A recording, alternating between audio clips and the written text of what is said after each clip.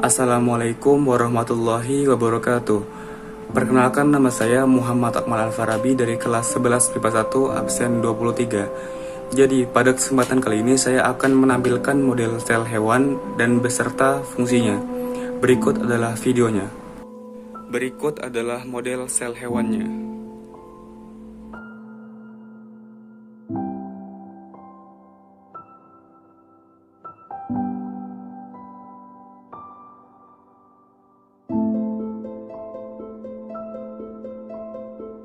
Sitoplasm atau sitoplasma yang berfungsi sebagai tempat berlangsungnya sel sumber bahan makanan. Golgi body atau badan Golgi berfungsi sebagai 1. Memodifikasi, menyortir, dan mengemas makromolekul yaitu protein, lipid, dan karbohidrat. 2. Membentuk lisosom. 3. Membentuk proteoglikan. 4. Mengatur transportasi molekul di dalam sel. Nukleolus berfungsi sebagai tempat berlangsungnya sintesis RNA. Di dalam nukleolus, informasi genetik yang dibawa oleh DNA diraikan sehingga menghasilkan rRNA.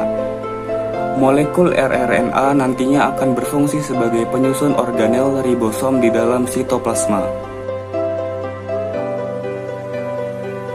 Nukleus berfungsi sebagai 1. Untuk menjaga integritas gen-gen. 2. Mengontrol aktivitas sel dengan mengelola ekspresi gen. 3. Menyimpan informasi genetik tempat terjadinya replikasi. 4. Mengendalikan proses metabolisme dalam sel.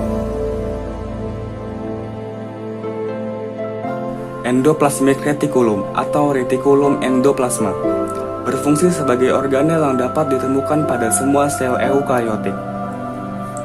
Retikulum endoplasma juga menyalurkan bahan genetik antara inti sel dengan sitoplasma dan berfungsi sebagai alat transportasi zat-zat di dalam sel itu sendiri.